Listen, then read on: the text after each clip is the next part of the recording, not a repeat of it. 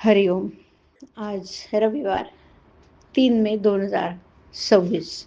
सद्गुरू ब्रह्मचैतन्य गोंदवलेकर महाराज यांच्या प्रवचनाचा आजचा हा भाग ऐकूया.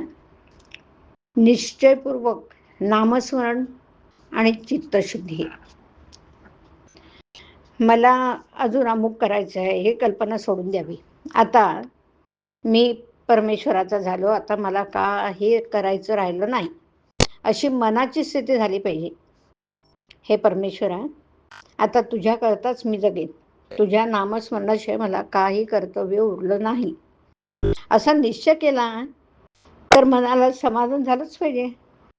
नामस्मरण होत नाही कारण वयामुळे मन थकलं. हे म्हणणं बरोबर नाही की शरीर थकेल, कारण लहानपणी वाढणं, वृद्धपणी थकत जाणं हा शरीराचा निसर्गक्रमच आहे ना. परंतु मन थकलं हे मात्र संयुक्तिक नाही. मन हा परमेश्वराचा अंश आहे असं आपल्या दिव्य विभूती सांगताना भगवंतांनी सांगितलंय की नाही. मनाची अत्यंत क्षीणतेची अवस्था म्हणजे मृत्यू समयीची, परंतु त्या समयी माझे स्मरण ठेवावं असं भगवंतांनी सांगितलंय.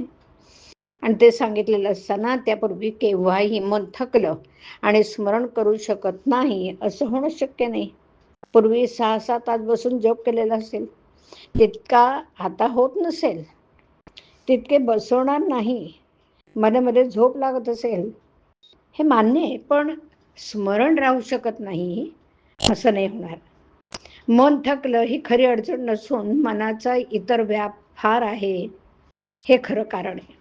तेव्हा सर्व व्यापातून आणि काळजीतून लक्ष काढून ते भगवंताकडे लावणं जरुरीचं आहे. पैसा, अडका, प्रपंचातल्या सर्व गोष्टी यांचा मनाने त्याग करावा. असा त्याग केला तर कार्यभाग निश्चित होतो हे मी खात्रीने सांगेन. पैशाची वासना आणि लौकिकाची लालसा माणसाला भगवंतापासून दूर नेतात. त्यांच्या तावडीत सापडता कामा नाही. लोकेशणा आणि धनेच्छा या दोन्ही गोष्टींचा संबंध प्रपंचात वावरत असताना येणारच. तो टाळता येणं कठीण आहे.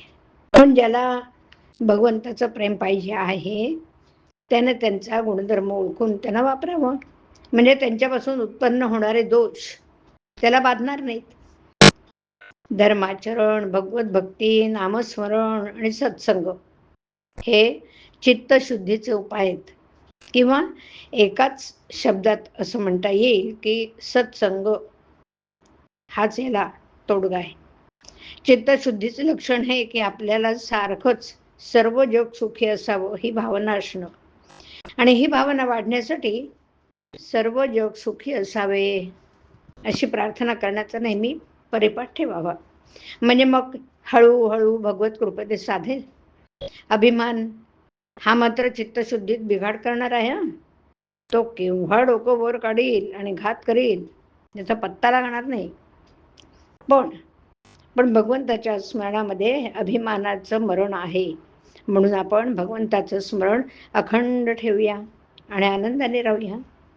नामाशिवाय जगात दुसरं सत्य नाही अशी दृढ भावना करावी. हरिओम.